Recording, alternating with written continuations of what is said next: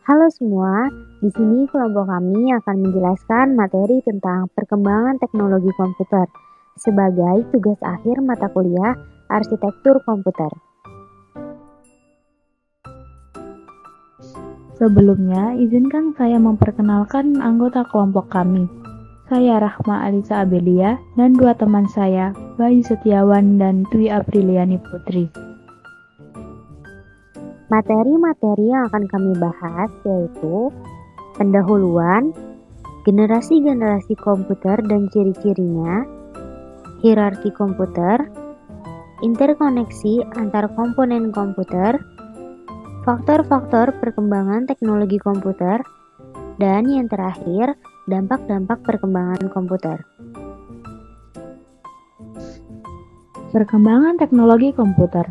Perkembangan teknologi komputer saat ini berkembang semakin pesat. Komputer adalah alat yang dipakai untuk mengolah data menurut prosedur yang telah dirumuskan. Kata komputer semula dipergunakan untuk menggambarkan orang yang pekerjaannya melakukan perhitungan aritmatika, dengan atau tanpa alat bantu. Menurut Bernhard Contis Dictionary of Etymology, kata tersebut digunakan dalam bahasa Inggris pada tahun 1646 sebagai kata untuk orang yang menghitung. Kemudian menjelang 1897 juga digunakan sebagai alat hitung mekanis.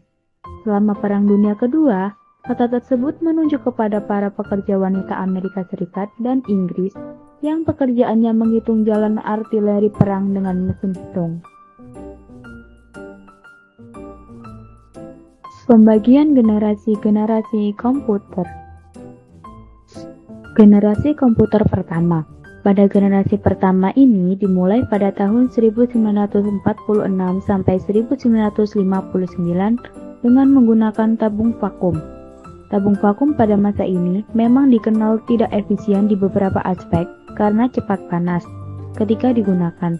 Selain itu, komponennya juga membutuhkan daya listrik yang sangat besar dalam proses pengoperasiannya. Komputer generasi pertama ini diciptakan oleh J. Presper Eckert dan John Mauchly di University of Pennsylvania. Mereka berdua menggunakan ENIAC dengan menggunakan 18.000 tabung vakum dengan ukuran 1.800 kaki dan mempunyai berat sekitar 30 ton. Ciri-ciri komputer pada generasi pertama ini yaitu memiliki hardware yang jauh lebih besar serta membutuhkan ruang yang luas. Interior desain sistem operasi yang spesifik dan hanya dapat melakukan tugas tertentu. Program hanya dapat dibuat memakai bahasa mesin. Menggunakan silinder magnetik untuk menyimpan data. Membutuhkan daya listrik yang sangat besar. Membutuhkan mesin pendingin karena cepat panas. Kapasitas penyimpanan yang kecil dan kinerjanya lambat. Generasi komputer kedua dimulai pada tahun 1959 sampai 1965 yang menggunakan teknologi transistor. Komponen ini dinilai jauh lebih efisien dibandingkan tabung vakum generasi sebelumnya. Bahasa pemrograman telah diganti menggunakan bahasa assembly dan bahasa simbolik. Dengan demikian, programmer dapat memberikan instruksi dengan kata-kata. Komputer ini menggunakan mesin teknologi yaitu superkomputer. IBM juga membuat superkomputer dengan nama Prairie dan Stretch, serta menjadikan komputer dengan nama Large. Ciri-ciri komputer generasi kedua telah menggunakan operasi bahasa pemrograman tingkat tinggi yaitu Fortran dan COBOL. Kapasitas memori utama yang sudah menggunakan magnetic core storage, menggunakan simpanan eksternal yaitu magnetic tape dan magnetic disk. Ukuran fisik yang lebih kecil, kinerja lebih cepat, dan daya listrik lebih kecil. Generasi komputer ketiga dimulai pada tahun 1965 sampai 1971. Dibuat menggunakan Integrated Circuit atau ISC. Teknologi ini menggeser fungsi transistor sebagai komponen dasar komputer.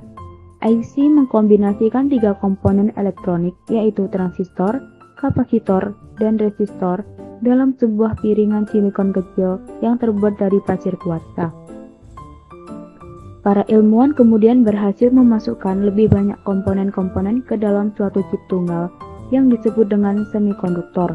Kemajuan komputer generasi ketiga lainnya adalah penggunaan sistem operasi atau operating system yang memungkinkan sistem mesin untuk menjalankan berbagai program yang berbeda secara serentak, dengan sebuah program utama yang memonitor dan mengkoordinasi memori komputer. Ciri-ciri komputer generasi ketiga yaitu proses operasinya jauh lebih cepat dan lebih tepat karena kapasitas memori komputer jauh lebih besar. Ukuran fisik jauh lebih kecil sehingga menghemat penggunaan listrik. Menggunakan magnetic disk yang sifatnya random access dan dapat melakukan multiprocessing dan multiprogramming. Generasi komputer keempat disebut sebagai komputer mikroprosesor. Dimulai pada tahun 1970, IC yang dikembangkan adalah Layer Scale Integration atau VLSI, Very Layer Scale Integration atau VLSI, dan Ultra Layer Scale Integration atau ULSI. Ciri-ciri komputer pada generasi keempat: menggunakan LSI, menggunakan mikroprosesor, dipasarkan pada sektor perorangan, dan muncul komputer baru yang lebih mudah dibawa seperti laptop. Dan yang terakhir yaitu generasi komputer kelima.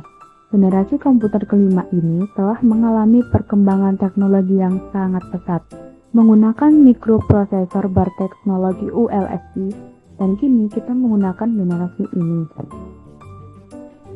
Ciri-ciri komputer pada generasi kelima. Komponen yang dipakai adalah VLSI atau Very Layer Scale Integration. Kemampuan komputer dikembangkan untuk memecahkan masalah sendiri dengan bantuan AI atau Artificial Intelligence. AI dapat diterapkan untuk mengoperasikan robot, dan mulai dikembangkan komputer yang dapat menggantikan chip. Faktor-faktor perkembangan teknologi komputer. Yang pertama itu ada kebutuhan waktu. Contohnya, orang ingin membeli suatu barang. Dengan adanya teknologi, maka barang diinginkan akan cepat tersampaikan. Yang kedua ada kebutuhan fasilitas yang canggih. Contohnya, zaman sekarang pekerjaan orang semakin banyak, sehingga dalam mengerjakan tugas diharapkan dapat dikerjakan di berbagai tempat. Dalam pengerjaan tugasnya bisa menggunakan Android yang bisa dibawa kemanapun. Yang ketiga ada kebutuhan akan informasi. Contohnya itu untuk mengetahui berita-berita terkini, tidak perlu membeli koran terlebih dahulu, melainkan bisa menggunakan internet dan mengakses koran digital. Yang keempat ada kebutuhan ilmu. Contohnya itu e-books pembelajaran bagi para pelajar untuk mempermudah pelajar dalam belajar tanpa harus membeli buku. Yang kelima ada kebutuhan akan hiburan.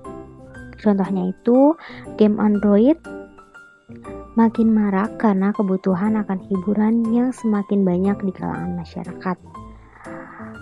Yang terakhir ada kebutuhan akan komunikasi. Di zaman sekarang kita tidak perlu repot-repot lagi untuk bertemu langsung, tapi kita bisa menggunakan Android dimanapun tanpa harus bertatap muka. Bahkan juga bisa bertatap muka walaupun dengan jarak jauh melalui video call. Selain itu, juga muncul chat jarak jauh yang mempermudah komunikasi. Sekarang kita masuk ke materi hierarki komputer. Yang pertama itu ada superkomputer. Superkomputer adalah komputer dengan kinerja yang paling tinggi dan paling canggih. Kebanyakan dari komputer jenis ini dipakai di bidang ilmu pengetahuan dan militer. Superkomputer sangat berharga di dunia simulasi yang besar dari dunia nyata, di mana perhitungan matematika yang kompleks dibutuhkan atau untuk memodifikasi gambar atau memproses sesuatu. Superkomputer juga digunakan untuk membuat sebuah gambaran tentang cuaca, sehingga kita bisa memprediksi cuaca dengan lebih baik. Yang kedua, ada mainframe komputer. Mainframe komputer ini tidak secanggih superkomputer dan harganya lebih murah dibandingkan dengan superkomputer. Namun, kebanyakan dari perusahaan besar menggunakan komputer jenis ini karena komputer jenis ini mengoperasikan segalanya secara terpusat dan bisa juga untuk mengatur database yang besar.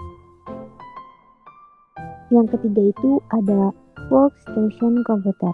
Workstation didasarkan oleh RCIC, arsitektur, dan menyediakan kalkulasi kecepatan yang sangat tinggi dan tampilan grafik resolusi tinggi. Komputer jenis ini telah menemukan berbagai informasi dari komunitas ilmiah dan seringkali di dalam komunitas bisnis. Yang terakhir ada mikrokomputer. Mikrokomputer atau yang dikenal sebagai komputer personal atau pribadi adalah yang paling kecil dan paling murah di kategorinya. Komputer jenis ini dibagi berbagai jenis. Yang pertama itu ada desktop. Desktop personal biasanya didesain sedemikian rupa dengan perangkat hardware seperti monitor, keyboard, dan CPU. Yang kedua itu ada laptop dan netbook. Laptop dan netbook didesain agar mempermudah dan membuat pemakainya senyaman mungkin dan bisa menyediakan kekuatan akses untuk proses data tanpa adanya gangguan terhadap keadaan lingkungan sekitar. Materi selanjutnya adalah komponen-komponen komputer. Komponen komputer dari zaman dulu hingga zaman sekarang. Yang pertama ada prosesor. Prosesor pertama kali adalah Intel 4004 yang dibuat oleh Intel. Prosesor ini mempunyai kecepatan clock 740 kHz dan sistem 4 bit. Prosesor zaman sekarang sudah jauh lebih canggih, mempunyai kecepatan clock hingga 6 GHz dengan sistem 64 bit. Yang kedua ada monitor. Monitor zaman dahulu diberi nama dengan monitor CTR atau monitor tabung. Pada awalnya, monitor CTR ini hanya mampu menampilkan 40 karakter saja. Namun seiring berjalannya waktu, monitor ini memiliki kemampuan membaca 2-16 warna. Monitor ini sangat boros listrik dan dapat menyebabkan radiasi yang cukup berbahaya bagi manusia. Monitor zaman sekarang memiliki desain tipis dan menggunakan teknologi OLED yang lebih hemat energi dan dapat membaca hingga 16 juta warna. Monitor zaman sekarang juga lebih aman karena dapat mengurangi radiasi hingga 70%. Yang ketiga ada RAM. RAM pertama kali disebut RAM. Memori jenis ini membutuhkan kapasitor untuk merefresh data yang ada di dalamnya. Memiliki frekuensi 4,77 MHz hingga 40 MHz dan kapasitasnya yang sangat kecil 16 megabit. RAM zaman sekarang sudah memiliki kapasitas 16 GB dan sudah mencapai generasi kelima. Memiliki frekuensi hingga 3800 MHz, jauh berbeda dengan RAM zaman dahulu. Yang keempat ada VGA. VGA pertama kali dikenal dengan istilah MDA atau Monochrome Display Adapter. VGA ini hanya dapat beroperasi pada text mode dengan ukuran 80x25, dapat mensupport satu warna dan memiliki memori sebesar 4 GB. VGA zaman sekarang sudah berkembang pesat, sudah mempunyai memori hingga 24 GB dan clock speed mencapai 2520 MHz yang tentunya sangat cepat pada saat ini. Berikutnya ada interkoneksi antar komponen komputer. Interkoneksi antar komponen komputer adalah struktur dan mekanisme yang menghubungkan CPU, RAM, dan perangkat input-output yang dihubungkan oleh sebuah bus. Bus sendiri terbagi menjadi 3 macam bagian, di antaranya address bus, data bus, dan control bus. Pertama ada address bus. Address bus digunakan oleh CPU atau perangkat yang mendukung direct memory access untuk mengirimkan atau menunjukkan address yang akan digunakan untuk membaca data maupun menulis data. Selain itu, address bus dapat digunakan untuk menunjukkan port input-output yang akan diakses oleh CPU. Yang kedua ada data bus. Data bus berfungsi untuk mentransfer data antar komponen.